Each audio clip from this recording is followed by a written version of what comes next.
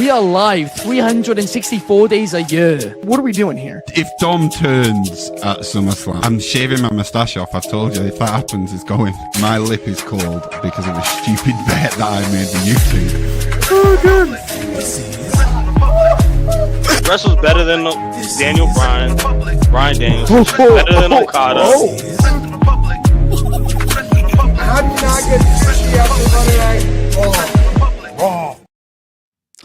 Good evening from Swansea, wrestling fans. Last night we witnessed night one of SummerSlam, and it was crazy to say the least. We had not one but two new world champions as CM Punk defeated Gunther, but then Seth Rollins cashed in on him and ruined his dreams. We are going to get into all of that and more on today's episode of Wrestling Republic's daily broadcast. I'm Ben Allison, and joining me today over outside LA, we have Clark Taylor. How are things, Clark? My apologies, Ben. I'm a bit distracted. I just got a really important text message that all the dirt sheets got worked last night. Let's go. How about that? Seth freaking Rollins. Wait, what? No, my audio just cut out. No, you're good. It didn't. We're back. You're good. Sorry, it was actually just my it was on this end, not the output end. Right. Well, we are super back. I was rolling, so let me keep rolling for a second because Seth Rollins worked the dirt sheets. And here's the scoop. I loved every second of it. I cannot wait to see what happens in night two, and I can't wait to break down last night. Let's get into it. I make beats noting in the comments, shout out to you, that certain journalists, I'm not going to name them because they get rather upset when I name them, but did call it beforehand. And a few did. And to those people, screw you. Because why on earth would people spoil the fun about that? It really, really annoys me. Why would they spoil it? But thankfully, most people did not get spoiled, and it was a brilliant, brilliant, brilliant surprise. I did love it. But also joining us today, we have Dez. How are you, Dez? I'm doing good, Ben. Thank you guys so much for having me on. Ironic enough, after the match happened, earlier this week, I made this little fun scenario, right, of Punk waiting for Seth to cash in. He has the crutches. He takes the crutches out, and he beats up CM Punk. I made that last week. Little did I know, I made it as a joke, and it became reality. And my guy, CM Punk, loses the World Heavyweight Championship. It was an amazing show. I'm glad to be here. Let's talk all about it.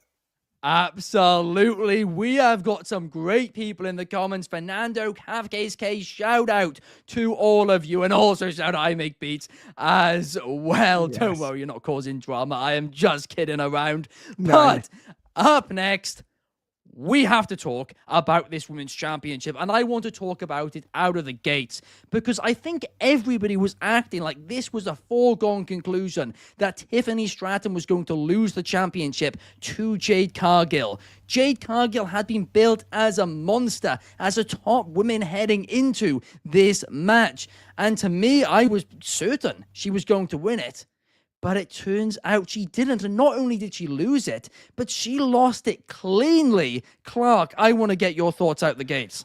If there's one thing that's certain, it's that I'm certainly not stoked about this because I thought it was a certainty, Ben, myself. I believed that Jade Cargill would get the job done here. I thought the match was off the charts. So I have no problem with Tiffany Stratton. I get it, but I don't get it at the same time. Why now? Why would Tiffany beat Jade? Yes, it was an outstanding bell-to-bell match. I had no issue with that at all. It was a little short, maybe, as Fernando Zayas just mentioned in the comments. Yeah, maybe it was a little short. That'd be the only complaint. But so what? If it was going to be short, I still think Jade goes over. This is not a knock on Tiffany Stratton, and I don't want it to sound like that. But this was Jade's time, and it doesn't make sense to me for the loss.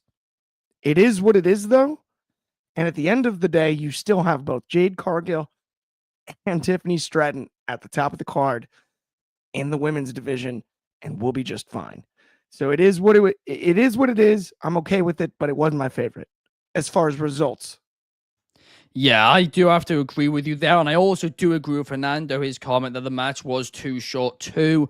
But Soul's got a comment here, and it is fascinating that on the post-show, Triple H called Jade a ticking time bomb. Is that a possible heel turn? Well, there's somebody else who I'm sure we'll talk about on tomorrow's show because they are competing tonight, who is all about proceeding with caution in Naomi. I don't think Jade's going to be proceeding with caution. The only explanation I can really think as to why Jade lost this is if they are going to move her over to Monday nights to feud with Naomi long term. And they did that, and they decided that after she already won the King of the Ring, or the Queen of the Ring, I should say. But Des, what's your take on it all? I'm with you guys on this. I did have Jade Cargill winning. I always believed this was going to be the end goal of this entire storyline, but I guess it's not. I'm more shocked at the fact that, like you guys said, Jade lost clean. And Jade was being built as this monster, as this person that was feared within the division, someone that WWE was going to see possibly in the same regime as the Rhea Ripley's in the world in terms of star power. But for her to lose to Tiffany Stratton clean, it really begs the question, what's next? I gotta say, this match was pretty good. I was really entertained. These two had a match at SmackDown, I think a few months ago, and that was really good. It was cut short by interference. This match was also great, but it was cut short just due to time. I honestly would be a fan if they ran this back with a better story. Like if they did a story with Jade, feeling less confident because now Tiffy is more confident because she just beat Jade clean. And if they want to run that story back again, maybe at Paris, I think this might be something to look at. But at the same time, I agree with you, Ben. I do believe she's going to go to Monday Night Raw. I think, obviously, Netflix likes to have its big stars. And there on Netflix, I feel like they can make Jade an even bigger star. And with Naomi being on Monday Night Raw, and potentially, let's say Bianca Belair goes there, we could start building towards that triple threat, which just feels very inevitable. I just don't know when it's going to happen, but it feels like it's going to happen very soon. I do hope you are right. I mean, honestly, I think there is a potential that they drag that all the way to WrestleMania because That's you possible. guys know Triple H. He likes these long stories. And in this case, as long as they can make how they get their good TV, I wouldn't be against it. Now, there's a fascinating comment from I Make Beats saying Tiffy is better as a heel in his opinion, and I completely agree as well. That is what really confused me about this match.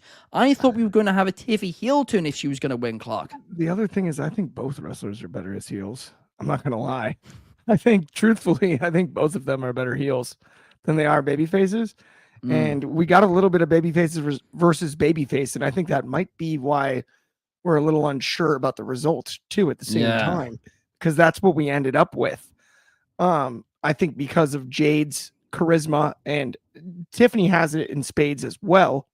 We still got excited about the match, but given what happened the rest of the night, this one was an easy one to sort of overlook and not ask too many questions about, because I'm in agreement with what Des said about, like, she won clean.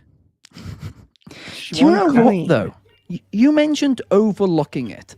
I do think there's a genuine possibility here that WWE kind of wanted us to overlook this match because, like I said, I think they gave Jade Cargill the Queen of the Ring crown before they really definitely had confirmed to themselves they were going to give Naomi the title on the other brand. And therefore, that's why they gave this feud less than 5 minutes build across 3 weeks. I think they just wanted fans to overlook it a little bit. Don't even worry about it because that's exactly where I was going. Like, I could not be in more agreement. I think that was the point, sort of. And if you were going to shave minutes from a match, it would have been this one. Knowing the fodder you're going to get on social media for Jade having a short match, though. Maybe it's not the dumbest thing. Maybe they're thinking ahead there. You never know. Knowing the amount of BS, then when we get the long one and we show you what's really up, just like we saw at the end of the night last night, it lands even harder. And so I'm hoping it's that level of patience. I'm hoping that's that level of storytelling and creativity. I really hope you are right on that one. But up next, we have to talk about the tag team match, which opened the show. Roman Reigns, Jey Uso. They were yitting during the start of the match. I don't know how I feel about that during the match, but oh well, the crowd loved it. They took on Bron Breakker and Bronson Reed. This match was the perfect opener. This match was just bucket loads of fun. Everybody looked really, really good on it. But in the end, it was Roman Reigns and Jey Uso who got the win. And Clark, I'm not going to lie, that really surprised me. I loved the rewind segment. I dig it. I thought it was fun as could be. I loved the Jordans. I loved the Jordans around both Bronson Reed's neck and Paul Heyman's neck. Just the little motif, the little extra buggiest stuff. I liked a lot of it. I don't know if I loved the results. I thought this would be the time to showcase Braun and Bronson as the absolute butt kickers that they are. I thought this was where everybody gets tsunamied and everybody gets cut in half. Even when Braun Breaker mocked the Roman Reigns chant. It's one of my favorite moments of the night last night until the result. I thought this was an amazing tag team match for the opener. It wasn't what I expected.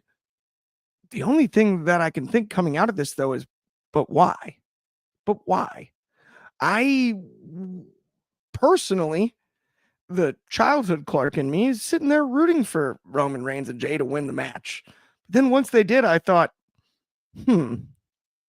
makes less sense than I wanted it to. Not to mention you have the knee selling. We're going to get to that later in the show. But I thought it was a bit funky, to say the least, as far as the result that was booked. The match itself, though, off the charts. No doubt about it. Absolutely. I mean, I'm also inclined to agree with you on that too. I don't really understand why Bronson and Braun lost. I don't think they should have lost. I mean, they're building them into stars right now, and it's not like Jay and Roman have teamed together tons either. Obviously, They are cousins. They have that connection. I get it. But I don't think it would have done them really any harm to lose to Braun and Bronson. But you briefly touched upon it. I think the answer is clear here. It's because they wanted them to lose before Rollins cashed in at the end of the night. They love to do that, WWE. They do. They do. It's a classic. But I'm hoping they don't do it sometime. I guess if that makes sense, right? I'm hoping they do the opposite.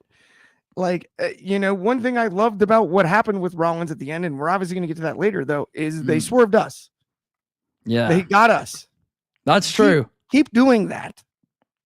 Yeah, absolutely. But up next, we have to talk about these women's tag team championships because, of course, only a few weeks ago at Evolution, Raquel and Roxanne officially, well, it's kind of a little bit muddy, but officially became the women's tag team champions. And when they won those belts, I said they should have a long reign. They should hold it until Liv comes back. And I was really, really shocked when they lost the titles last night. But sometimes an act, a team, a performer is so over and so hot, you just have to run with it. And that is what Charlotte and Alexa have been together. They have gotten over so fast. They're the most interesting either of them have been in quite some time. So, Des, do you think it's the right call? I do think it's the right call. Honestly, I was with you because I believed that Liv Morgan was going to be involved in this storyline. Maybe she was going to come back yesterday, which didn't happen. But I thought Judgment Day was not going to lose that championship until Liv Morgan came back. But like you said, Charlotte and Alexa, they're really over. WWE has a lot of things where they can they can have a makeshift tag team, right? And it's like kind of hit or miss. This was a makeshift tag team in a women's tag division that was kind of struggling, obviously after all the releases they had, where they found gold. People like this tag team a lot. I like this tag team a lot. You like this tag team a lot. Most people like this tag team a lot just because the dynamic there is really good. Plus, it gets people to be more sympathetic towards Charlotte. Obviously, during the Rumble and WrestleMania, some fans were, they weren't on edge with the whole Charlotte coming back and winning thing. Here, it makes Charlotte look a bit more human, where it's like she isn't above everybody else. She's just like one of us. And Alexa is a fan favorite. People like Alexa a lot. I thought this match was also really good. I do want to point out, I didn't even realize until I watched it back, when Alexa accidentally hit Charlotte in the face, Charlotte selling on that punch was actually spectacular. I didn't even realize it because it was such a blink of an eye, but the way Charlotte sold that was like Alexa just knocked her out, and I thought that was brilliant. They did tease the turn happening. I didn't really bite on that just because I feel like they were going to win because, like I said, how popular and how over they are. But yeah, WWE has gold there. I honestly want to see them hold this championship a bit longer. In fact, this is just a crazy booking situation What if they did Charlotte and Alexa versus Rhea and Io, right? I think this would be a really fun women's tag team match that could really get the women's tag division kind of cooking and get fans more behind them because of the star power they could have. Obviously, Rhea and Io are like in the main title picture for the women's championship. But if they had a little angle where they could do that, I think that might be something that's worth exploring. Absolutely, I agree with you. Apart from, I think it should be Rhea and Stephanie Vaquer, because I think them together would be super marketable. But at the same time, then that is two makeshift tag teams. The comment section have a lot to say on this one. Fernando is saying he is very happy for Charlexa winning the tag titles. I Make Beat says Roxanne is the future GOAT. Absolutely, she is incredibly talented. KSK says Roxanne will win them back and win Raquel over as well. And that is when Liv returns. Fantastic shout. Like it. Fernando says Charlotte may never be this liked again. They had to pull the trigger and book them to win the women's tag team titles. I do agree there, but I Make Beats says this match would have been better as the main event or opener on Raw tomorrow night. I disagree. You know, I'm a diehard tag team fan. When it comes to tag team wrestling, I thought the tag team opener was very good, but from a tag team psychology standpoint, this was the better tag match of the two. It was. Like, don't get me wrong, I understand the amount of juice when it comes to a Jey Uso and Roman Reigns pairing against Braun and Bronson. But when it comes to how the actual breakdown of the match went and the psychology of it, this was the better booked tag match. It all made perfect sense, and it was really well delivered. I have no issue with what is going on with Charlotte and Alexa, as long as it leads to finally Charlotte versus Alexa way down the road, because that match should feel like a blood feud by then.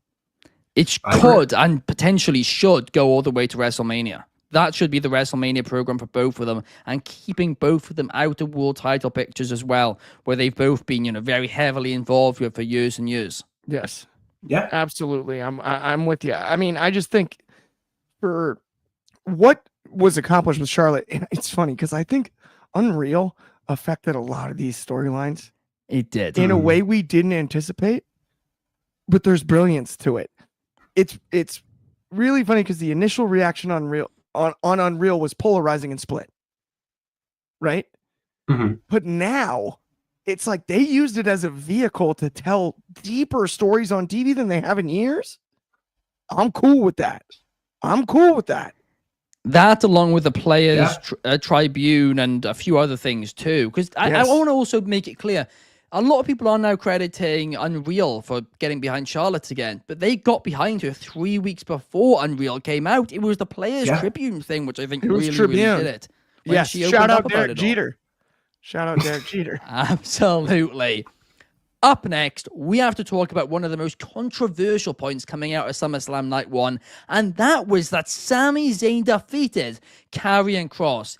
Now, honestly, this didn't really surprise me, but it does make me fear for the future of Karrion Kross in WWE. He has been telling people that his contract is up very, very soon, and unfortunately, Clark, I do fear this might be curtains for him in WWE. Well, I'm going to take the time, now that you've given it to me, to do what Kross was pretty much booked and supposed to do last night, which is say he was wrong, right? What happened to the stipulation? I thought it was I was right or I was wrong, and we're done. Okay, thumbs up. No microphone, no nothing. Unless tomorrow night we see Karrion Kross grab a microphone and tell us all he was wrong. Why did we even book the stipulation in the first place? Sami Zayn wins clean. Of course he doesn't pull the trigger. He's not Cody Rhodes. I mean, come on, guys. We know Sami Zayn's good in his heart and everything like that. I'm cool with the victory, but I'm just saying, man, whatever happened? Why book the stipulation? The match was solid enough. I don't know what in the world's going on with Kross, other than he didn't say what he was supposed to. I honestly have no idea, because I said the same thing when we were watching it last night. It makes no sense at all. I mean, they made a big point that this was the stipulation. This was the reason, that stipulation, that I defended this match being on the SummerSlam card. Because it would be a huge deal for either of these two from a character standpoint to say either Cross was right or I am wrong.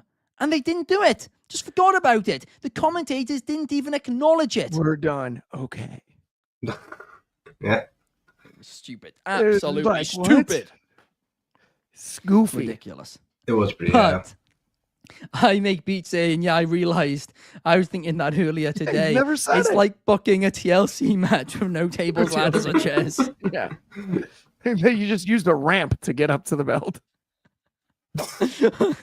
Like, Oh, you just jump from the. You just try and do springboards all match long. Yeah. this is just as good. It's like when a Falls Count. I make pieces on fire right now. It's like when a Falls Count Anywhere match ends in the ring. Yeah. It's like, wait a minute. It's honestly quite awful when it comes to that. Up next, let's talk about the WWE debut of Jelly Roll, because he teamed with Randy Orton to take on Drew McIntyre and Logan Paul. And honestly, Jelly Roll really impressed me. As far as celebrity wrestlers go, he's up there with the best to do it. A great performance. You could tell he cared. He lost so much weight for this match as well. Hugely impressive. But I also do want to praise Drew McIntyre and Randy Orton for making him look good. But I also have to praise Logan Paul. And I don't like doing that because I don't like him as a guy. But he is ridiculously good at this. I mean, it has gotten to the point now where people aren't protecting him. He is protecting others as well. His heel work is off the charts. It is brilliant. And it annoys the hell out of me, Des. Yeah, like he's just really good at just being a jerk because that's what people see him as, right? I think it was O'Shea Jackson said it best, where it's like Logan Paul is so good at making people say, you know, this guy isn't good. It's more like saying, like, you know this guy's good, but you don't want to say it, but you know he is. And he fits that role perfectly. I also want to add, I agree with you. Jelly Roll did a fantastic job last night. I don't know if you watch it daily, but if you do, Jelly Roll, you did a great job last night. One thing that I admire about you is that we see celebrity wrestlers, come in for the moment. This guy took bumps. Not only that, he started off the match. When you really think about like Randy Orton, Jelly Roll, McIntyre, Logan Paul, people were expecting McIntyre and Randy Orton to get more of the in-ring time. It was more Jelly Roll and Logan Paul. The guys who aren't really wrestlers got more in-ring ability. They're the ones that took more bumps. So for that reason alone, I really respect Jelly Roll. I would not be surprised if they run Logan Paul and Jelly Roll at some point, maybe WrestleMania, because I think it'd be a really fun match. Jelly Roll, you got my respect, man. I love the work you do. And I got to say, I thought this was a really fun match. Absolutely. And I make beats saying Jelly Roll selling impressed me. Yes. He was committed. Really good at selling. I thought the conversation heading into the match was about, there's two pro wrestlers and two celebrities in the ring. And then there was that little argument about like, well, he might have been a celebrity, but it's three pro wrestlers and one celebrity in the ring, blah, blah, blah, blah, blah. No, there were four professional wrestlers that wrestled last night. Jelly Roll took it so seriously. He put the training in and he earned it. He bumped around the yard the best he could. Is he green? Of course he is. What else would you would expect? But so what? He took a beating. Welcome to pro wrestling, Jelly Roll, because he's no longer just a fan, man. He's legit. And I have no problem with Dez's idea about a Logan Paul Jelly one-on-one match down the road. I'm still waiting on that Jelly Slam. I'm telling you, that's the moment. We gotta see it. Yes. Or the shooting star press. We need that Jelly Splash. That Jelly Splash.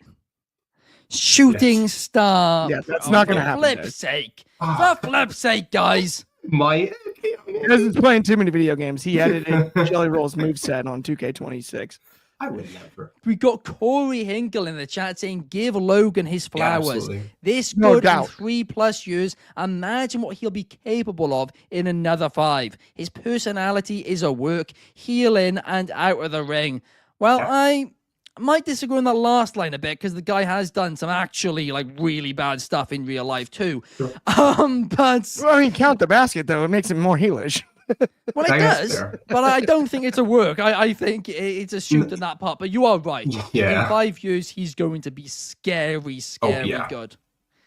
Absolutely. And the fact that His he's this pro- committed is pretty cool. I gotta Exactly. give him credit. Really loves it. He loves His it. frog splash too, beautiful. The I way like that he did it man, almost like the tide pool splash on the last one. yeah, The one to the table looked like a real frog splash. Then he did like the classic tadpole, leg yeah. split tadpole splash. But, guys, up next, we have a big one to talk about. Yeah. Because last night, not only did we get a new world champion in CM Punk, but then Seth Rollins fooled us all. He returned. He cashed in his money in the bank. And we're going to get to that in just a second. But before we do, I want to talk about CM Punk and Gunther specifically. Because this match, it was rated 5 stars by Wrestling Republic's Kobe Galanzowski on the Wrestling Republic scale, and honestly, deservedly so. A really fantastic match, and CM Punk finally won the gold back. Des, I'm going to pass this one to you first. You're wearing a CM Punk shirt right now. What were your thoughts specifically on Punk versus Gunther? I gotta say, this match reminded me more of like the 70s and 80s because there really wasn't any high-flying moves. It was just hard-hitting. It was brutal. Gunther absolutely destroyed CM Punk in this match. Chops, power bombs, everything all in between. I gotta say, this made Gunther look like an absolute monster. What I do have to add, though, is I know the dirt sheets and all the stuff with Gunther going on, but the blood, I feel like it wasn't necessary. Maybe it's just because of the spot that happened where Punk is, Gunther's like gloating and he's like, I'm the ring of the Raw. Like, look at Punk, he's washed. And then Punk grabs his foot, he falls in the announce table, and his face is like covered in blood, literally covered in blood. Like, I just feel like a trip wouldn't cause that much blood, but I'm not going to let that take away from the match. I am happy. I'm really happy CM Punk won. I know some people weren't very happy that Punk won. I was one of the people that was happy. I got to say, Punk obviously is getting up there in age. I wasn't expecting a 5-star classic. But for me personally, this is a very subjective match because it's like, do you either like old, like legit wrestling where it's like hardcore, chops, slaps, power bombs, just legit wrestling moves compared to like other types of wrestling. So if people don't like it, I get it. Me personally, I really love this match. Obviously, we got the ending to talk about, but I'm going to throw it back to you guys. Absolutely. I mean, I Make Beat says this was G1 worthy. This was a New Japan match. And that honestly is a great point. It would definitely fit in the G1. Now, specifically, you mentioned that Gunther spot. I think part of that shouting, if I'm being completely honest here, was him kind of dragging the match out a little bit. Because I think Punk was gassed. I think Punk needed a minute to get some breath back. And I Make Beat says 5 stars. Absolutely. Kobe Galanzowski said it. Nobody can argue with him. But, Clark, what did you think about this? Well, I'm going to make some people mad because I can argue with Kobe Glazansky, if anyone can. I'll tell you what, Punk was so gassed. He was huffing and puffing. He was going to blow the whole house down like it's out of a fairy tale. You must be joking. The powerbomb spots, Gunther's being friendly. He carried this guy for the length of the match, brought him to a beautiful finish. And my favorite thing in the world happened. And they took it away from that undeserving, take your ball home loser. Yes. I enjoyed the match itself. It's fine. I Make Beats. I understand he's in his 40s, but Gunther carried this man. You can still be in great cardio shape in your 40s. And this guy was blown up during multiple spots. There were multiple times where Gunther went to deliver power bombs that he had to do very friendly in order to keep the guy in the match who ended up winning it. At the end of the day, 5 stars, Kobe Galanzowski, I love you to death. No way, dude. No way. No way. In the 4s, very entertaining, outstanding match, but 5 stars, knock it off. Wow. I personally back Kobe Galanzowski on it. I do think it was that good. I loved it. But you are also right. He was gassed, but Gunther did a brilliant job of covering it up. And I think that saved it all. Numero 1 says the main event was a great match. I want to see Drew make some sort of post online about Punk's reign. Maybe tweet "Welcome to the 5-minute." He did. He actually did. I thought he did. And the post conference, he was talking about how Karma's Yeah, it was brilliant. But we know there's another part to this match which we have to talk about. And it was after the bell rang, CM Punk was holding up the World Heavyweight Championship. And at that moment, Seth Rollins' music hit. He came out. He was on crutches. It was brilliant because it just looked like Seth was coming out to just give a warning. For a second, they tricked us. I thought, okay, that's all this is. It was convincing. Michael Cole did a brilliant job of telling that story on top commentary too. Then he turned around, started going back, drops the crutches. The visual of the decade. Fantastic stuff. The ruse of the century, the work of the century. They worked people within WWE about this. I know that for a fact. Absolutely shocking. He comes down, he beats up CM Punk, he hits the stomp onto him. 1, 2, 3. Seth Rollins is the World Heavyweight Champion. CM Punk, yet another short reign with a World Championship. Kinda seems a little bit cursed at this point, dare I say, Clark. What were your thoughts? Dude, come on, man. I loved this. I wanted to throw a party last night. This was outstanding. This is vintage Kevin Nash Diesel. Like, my knee's not really hurt.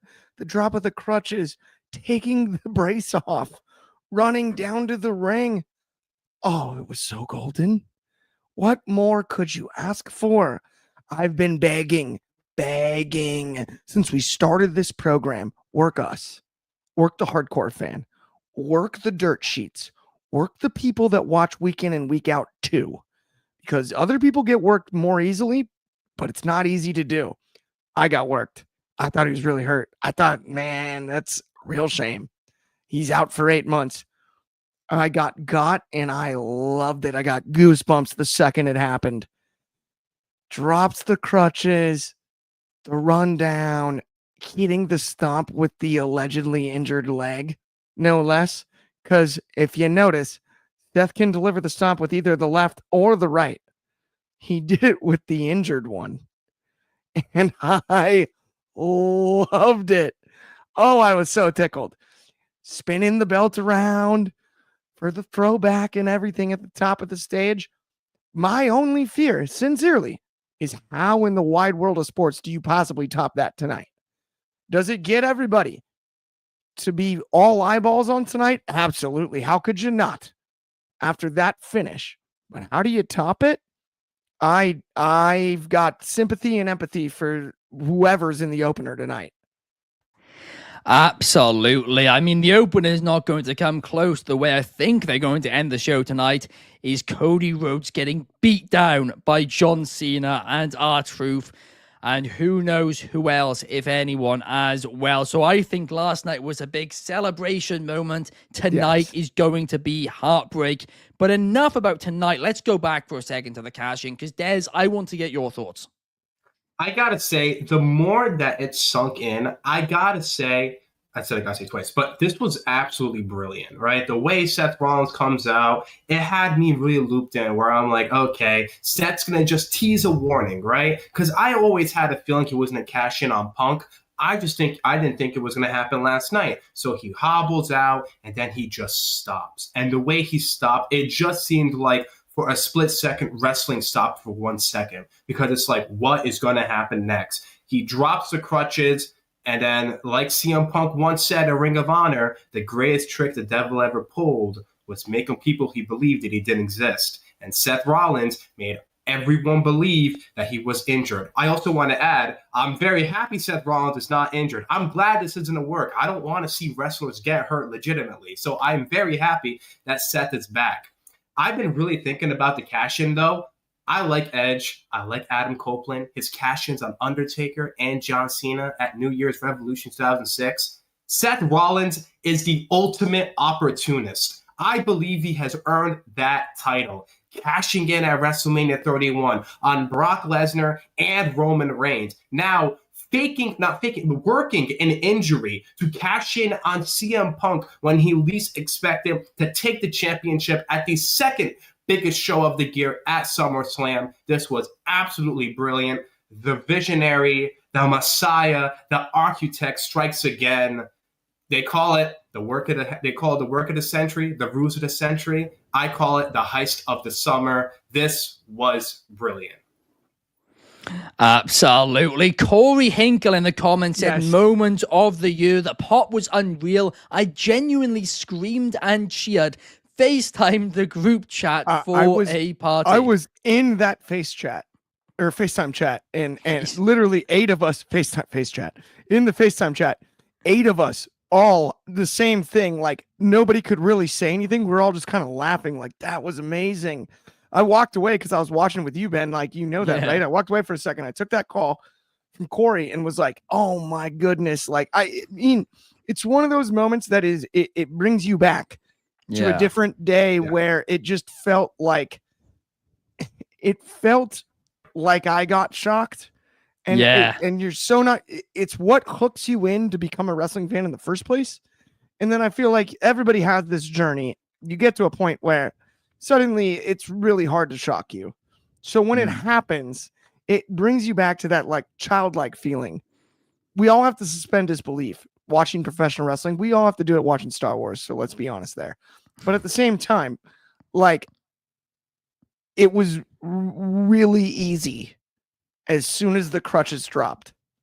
Yeah. To do that. And those moments are few and far between and absolutely beautiful. And that's one of my favorite things that happens in all of wrestling. Like I was absolutely tickled by it. It's very rare for me to be that excited about being wholeheartedly wrong. Yeah. I thought he was hurt and I didn't even care. I was like, I was wrong. Yes.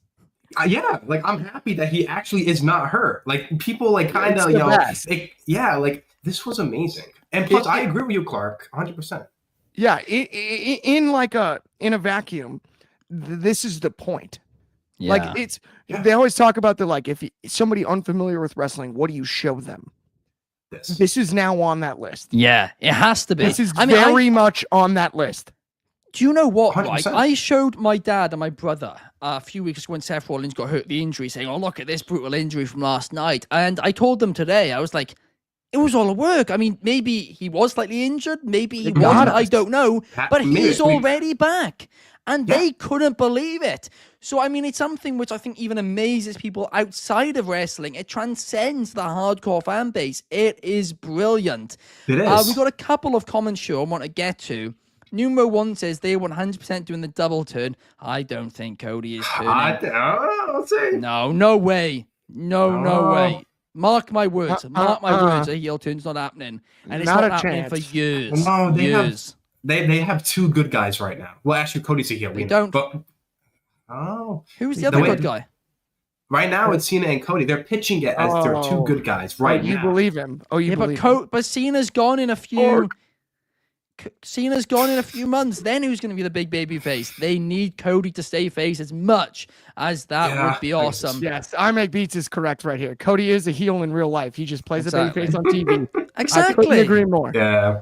Carrot Sari says, I was fooled, Ben and Clark. I'll admit that. Absolutely. We all were. And that is the beauty. I Make Beats called it ahead of time. Well done on that one. He did. But actually, that's true. Honestly, I got it. It is. I remember the comment. I do. He did. If you know, says I Make Beats. But that is going to bring us, guys, to the end of the show. Tonight, night 2 of SummerSlam. In a couple of hours' time, we are going to be live streaming. We are going to be doing a live watch along. Me, Clark, Jordy, and Dez. We're going to be all live. It's going to be bucket loads of fun. Make sure you come. Make sure you come and check us out.